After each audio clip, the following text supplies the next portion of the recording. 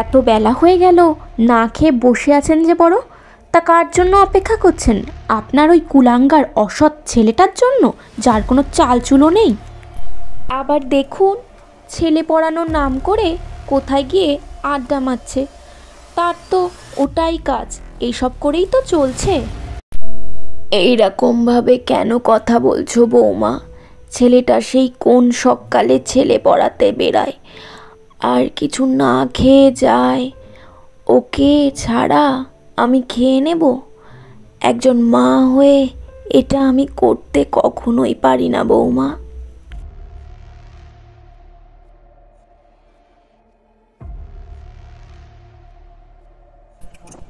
তোমার বৌমা কথাটা তো খারাপ বলেনি, ঠিক কথাই বলেছে।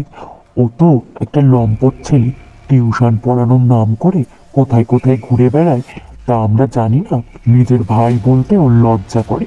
তাও যদি নিজের মায়ের পেটের ভাই হতো তাও বুঝতাম। কি সব কথা বলছিস বড় খোকা? কেন এমন ভাবিস তোরা? ও তোদের নিজের ভাইয়ের থেকেও কম কিছু না। ঠিক আছে, তোদের খাওয়া হয়ে গেছে, তোরা গিয়ে বিশ্রাম নে, আমি পরে খেয়ে নেব। আমার কথা তোদেরকে ভাবতে হবে না। আদিক্ষেতা দেখো, মরণ! এরকম আদিক্ষেতার মুখে আগুন। চলো চলো, তাই বিশ্রাম নি। এদের এই মা ছেলের আদিক্ষেতা কোনোদিনও করবে না। ভগবান, আমার মরণটা হলেও আমি বেঁচে যেতাম, এসব আর দেখতে হতো না। অরূপকে ছোটবেলায় ভিক্ষে করতে দেখে চ্যাটার্জিবাবু বাড়িতে নিয়ে এসেছিলেন এবং নিজের ছেলের পরিচয় দিয়ে তাকে মানুষ করে তোলেন। অরূপ এখন টিউশন পড়ায় আর সাথে চাকরির চেষ্টাও করছে। কি রে ছোট কোকা, সেই কোন সকালে বেরিয়েছিস আর এখন ফিরছিস?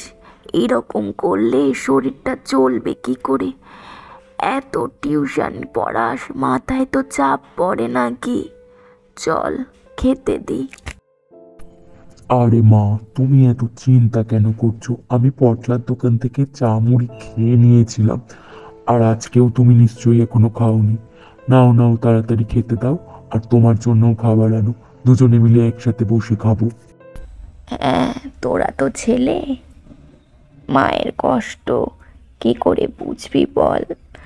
মা বাবা হলে তবে বুঝতিস। আমাদের তো আর কোনো চিন্তা ভাবনা হয় না, তাই না? আচ্ছা মা, আচ্ছা বুঝলাম, এবার তো খেতে দাও, পেটে খুব খিদে পেয়েছে। ইঁদুরটা ঘুরে ঘুরে বেড়াচ্ছে, এবার না খেতে পেয়ে মরেই যাবো। তারপরে বল, তোর টিউশন পড়ানো কেমন চলছে? আর চাকরি বাকরির খবর কেমন? কিছুই তো আমাকে বলিস না বাবা। হ্যাঁ, টিউশন পড়ানো তো খুব ভালোই চলছে, আর আমার আগের থেকে ছাত্রছাত্রীর সংখ্যাও খুবই বেড়েছে। আর চাকরি বাকরির অবস্থা এখন যা দিনকাল, পাওয়া খুবই কষ্টকর, বুঝলে মা? তবে আমি চেষ্টা করছি। আর আমি ভাবছি একটা কোচিং ক্লাস খুলবো, কারণ পারিবারিকে না পড়ে একটা ঘর ভাড়া নেব, নিয়ে সেখানে একটা কোচিং ক্লাস স্টার্ট করব। কেমন হবে বলো? কিছুটা টাকা জমিয়েছি, আর কিছুটা টাকা দরকার। বাহ, খুব ভালো উদ্যোগ। তাই তো, একটা কোচিং ক্লাস খুললে খুব ভালো হবে। তোর তো এমনি ভালোই নাম ডাক আছে। তো যে কটা টাকা মানে তোর কম পড়ছে, একবার তোর দাদা অথবা বৌদিকে বলে দেখিস, নিশ্চয়ই ওরা দিয়ে তোকে সাহায্য করবে। তোমার মা আর তোমার ওই সৎ ভাইয়ের আধিক্যতা দিন দিন বেড়েই যাচ্ছে।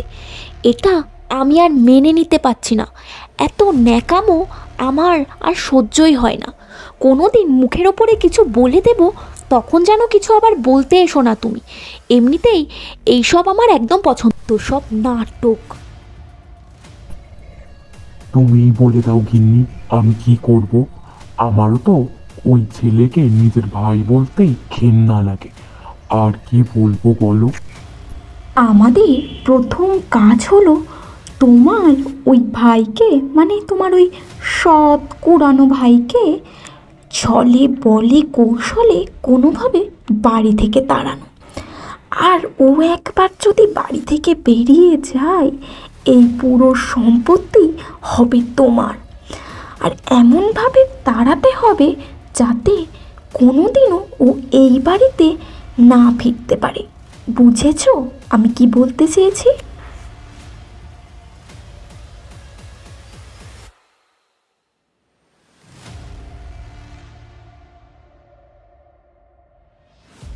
তা বলি কি ভাই, মানে তো বয়সটা ভালোই হলো। তা শুনেছি তুমি নাকি টিউশন পড়াচ্ছ, দাও তো ওই কটা টাকা। তা দাদার ঘাড়ে বসে বসে তো ভালোই খাচ্ছ, একটু বেশি টাকা যে সংসারে দিতে হয় সেটুকু জ্ঞান কি তোমার নেই ভাই? নাকি দাদার ঘাড়ে বসে খেতে খুবই ভালো লাগছে, তাই না? তাও যদি বুঝতাম তুমি মায়ের পেটের ছেলে, তোমাকে তো কুড়িয়ে এনেছে, তাও মায়ের ঘাড়ে বসে খেতে লজ্জা করে না বলো? হ্যাঁ বৌদি, আমারও ইচ্ছা করে যে সংসারে একটু বেশি টাকা দিই, কিন্তু কি বলতো, আমি একটা মানে কোচিং সেন্টার খোলার কথা চিন্তা ভাবনা করছি, তাই একটু এত টাকা জমাচ্ছি আর কি। কিছুটা হয়ে এসছে, আর কিছুটা দরকার। তো তুমি যদি একটু দাদাকে বলে আমাকে দিতে পারো তাহলে একটু সুবিধা হয়, তখন থেকে আমি বেশি বেশি করে টাকা দিতে পারবো। কি কি কি কি বললে? তোমাকে টাকা দেব? হাহ, দাদার ঘাড়ে বসে একে তো খাচ্ছ, সর্বস্ব মনে হয় মানুষটাকে নিয়ে ছাড়বে, তাই না? তাহলে আমরা কি করব শুনি? সারা জীবন তোমার পেছনে, তোমার মায়ের পেছনে টাকা ঢালতেই থাকবো, আর তোমরা মজা লুটবে, তাই না? ওর থেকে বলি বাপু, এই ঘর বাড়ি ছেড়ে বিদেয় হও, তাহলেই আমরা একটু শান্তি পাবো, বুঝেছো? ঠিকই বলেছ বৌদি, তোমার সাথে আর দাদার সাথে বা এই বাড়ির কারোর সাথেই আমার রক্তের সম্পর্ক নেই, আর আমার তো এই বাড়িটা ছেড়ে চলে যাওয়াই উচিত। তবে তোমাদেরকে অনেক ধন্যবাদ, এই অপদার্থ কুলাঙ্গার অন্যজনের ছেলেকে এত বড় করার জন্য। তোমাদের টাকা হয়তো আমি শোধ করতে পারবো না, তবে আমি আমার সামর্থ্য মতো যেটুকু পারি তোমাদেরকে সাহায্য করে যাব। আমি বাড়ি ছেড়ে চলে যাচ্ছি, তোমরা ভালো থেকো।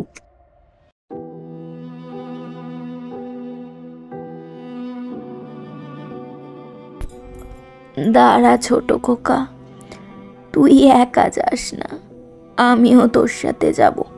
যতই হোক, যতই তোকে পেটে না ধরি, তোকে আমি নিজের ছেলের মতোই মনে করি। আর তোর অপমান হওয়া মানে আমার অপমান, আমিও তোর সাথেই যাব। আর তুই আমাকে এই বাড়িতে থাকার জন্য অনুরোধ করিস না, এটাই আমার শেষ কথা। অরূপ এবং তার মা ওদের বাড়ি ছেড়ে, ওদের দাদা বৌদিকে ছেড়ে অন্য জায়গায় চলে গেল। তারা রাস্তায় বেরিয়ে একটি ছোট্ট ঘর ভাড়া নিল আর সেখানেই থাকতে শুরু করলো। মা, এই ছোট্ট ঘরে থাকতে তোমার বড্ড কষ্ট হচ্ছে বলো?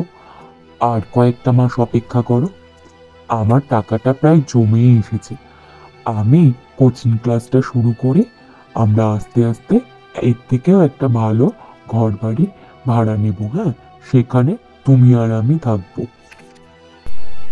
না রে পাগল, না, আমার একটু অসুবিধা হচ্ছে না।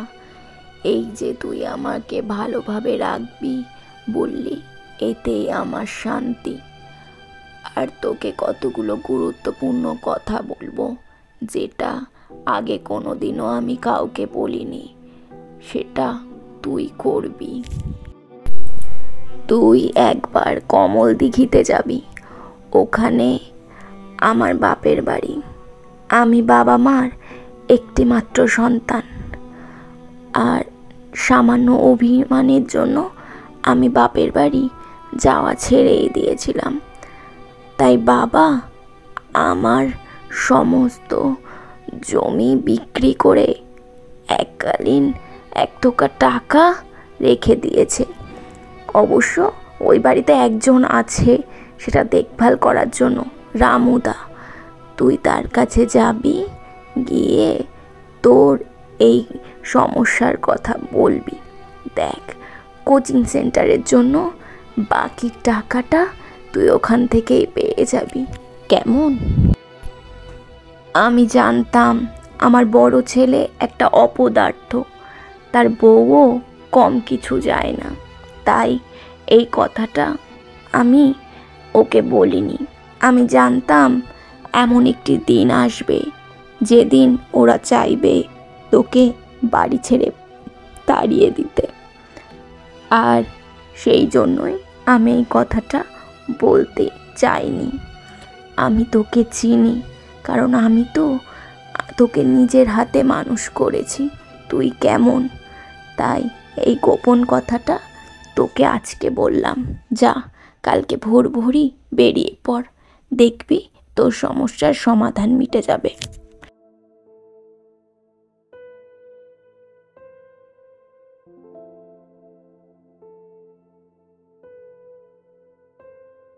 অরূপ ভোর ভোর কমল দিঘির উদ্দেশ্যে বেরিয়ে গেল।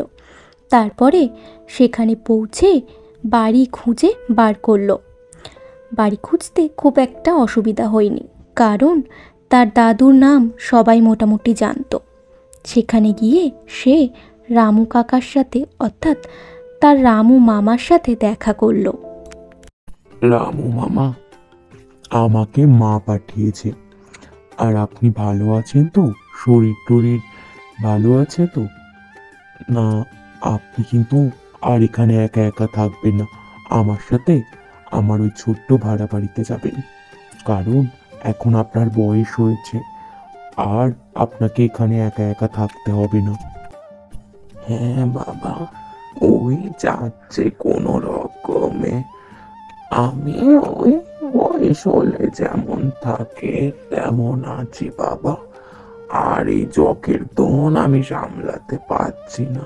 বাবু আমাকে যে দায়িত্ব দিয়ে গেছেন, এই দায়িত্বর ভার থেকে আমাকে মুক্ত করো বাবা, তবেই তো আমি তোমার সাথে গিয়ে তোমার ওখানে থাকতে পারবো। তুমি তোমার মায়ের সম্পত্তি, টাকা পয়সা সব বুঝে নিয়ে আমাকে মুক্ত করো বাবা। আপনাকে আমি মিথ্যে কথা বলবো না রামু মামা, টাকাটা আমার সত্যি খুব প্রয়োজন। আমি একটা কোচিং সেন্টার খুলবো, তাই মা আমাকে এখানে আসতে বলল। যদি একটু টাকা দিয়ে সাহায্য করেন তো খুবই ভালো হয়। আমি ছাত্র পড়ানো শুরু করব, আর মাকে আমি ভালো রাখতে চাই সারা জীবন, সাথে আপনার দায়িত্বটাও আমি নিতে চাই। তাই আমার এই প্রয়াস, তার জন্যই টাকাটা আমার দরকার। ও মা, সে কি কথা! একেই বলে ভগবান যা করে মঙ্গলের জন্য। তুমি বরং বাবা তোমার মাকে নিয়ে এখানে চলে এসো একেবারের জন্য। এত বড় বাড়ি ঘর কে থাকবে? আর এই গায়ের কোনো তেমন ভালো স্কুল নেই, ছাত্ররা খুব একটা ভালো পড়াশোনা করতে পারে না। তুমি এসে যদি এই গ্রামের স্কুলের হালটা ধরো, তাহলে সব ছাত্রছাত্রীদের মঙ্গল হবে, বুঝেছো? আর তোমার মা শেষ বয়সে নিজের বাড়িতে কাটাতে পারবে। কেমন হবে? সবাই মিলে আমরা একসাথে থাকবো। বাহ মামা, আপনি তো খুব ভালো কথা বলেছেন। এই গায়ের মানুষের পাশে দাঁড়াতে পারলে আমার তো খুবই ভালো হবে। তবে আজকেই আমি বেরিয়ে পড়ি, গিয়ে আমার মাকে নিয়ে আসি, তারপরে আমরা তিনজনেই একসাথে এখানে থাকবো।